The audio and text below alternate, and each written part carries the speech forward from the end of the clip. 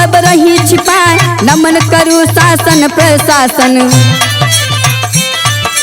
अनहोनी को रही कराए, जौनपुर अगरौरा गौआ,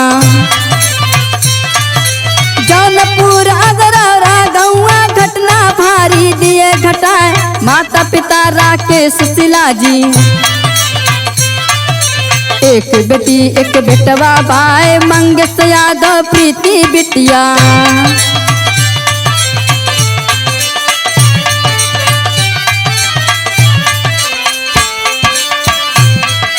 माता पिता राकेश शिलाजी, एक बेटी एक बेटवा बाए, मंगेश यादव प्रीति बिटिया। पिता चलावे बसवा जाए, वही गुजरात नगर में जाके।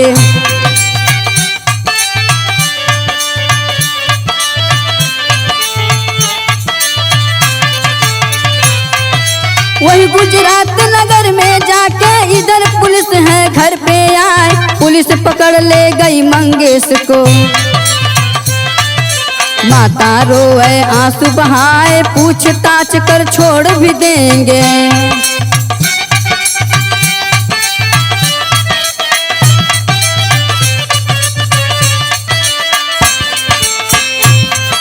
पूछताछ कर छोड़ भी देंगे, प्रीति से भी नहीं सहाय। 28 तारीख अगस्त महीना, पुलिस अपनी दबिश बनाए, लूट कांड सुल्तानपुर का। लूटपाट सुल्तानपुर का, आसर भी चोरी करवाए, 5 लोग चोरी कर भागे।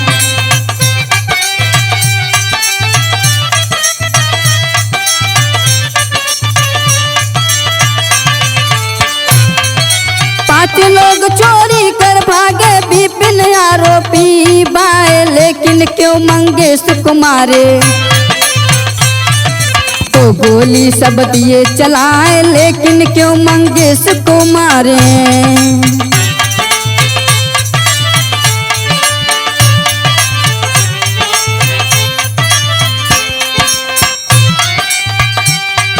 लेकिन क्यों मंगेश को मारे, तो गोली सब दिए चलाए, कहीं नजर ना तस्वीर आवे।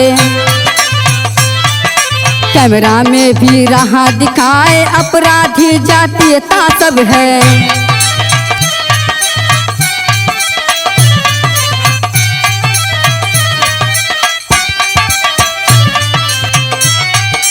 अपराधी प्रशासन खाते, जातीयता सब दिल में बाए। 6 दिसंबर घटी है घटना,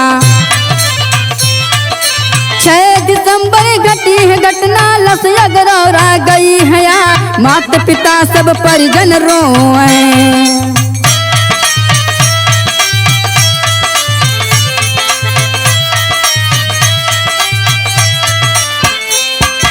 यूपी में जातीयता भारी, अपनों को क्यों रहे बचाए। पत्रकार नेता सब आकर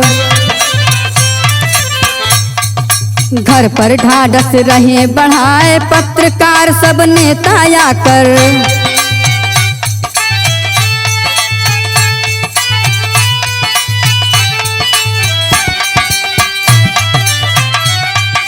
पत्रकार सब नेता आकर, घर पर ढाढ़स रहे बढ़ा, यूपी एसटीएफ साथ ले जाकर।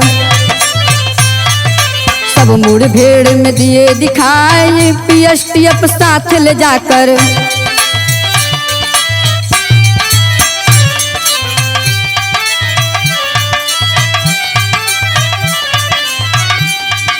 यूपी एसटीएफ साथ ले जाकर, सब मुठभेड़ रहे दिखाए, बीजेपी डी के शाही संग। बीजेपी के शाही संग घटना भारी दिए घटाए, 7 भागती भारी जनता। अखिलेश यादव रहे समझाए, 7 भागती सारी जनता।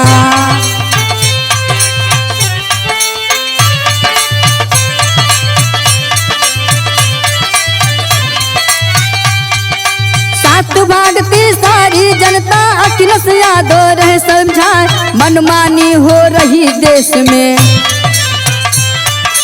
मनमानी हो रही देश में, जब चाहे तब मर्डर कराए गुरु बिहारी गुरु रमन के। श्यामा गए स्वर्ग सिधाए भोला भरत और विश्वनाथ जी। सीताराम आंसू बहाए रविराज राजेंद्र जी। रविराज राजेंद्र जी रच रच कविता दिए बनाए रविराज राजेंद्र जी।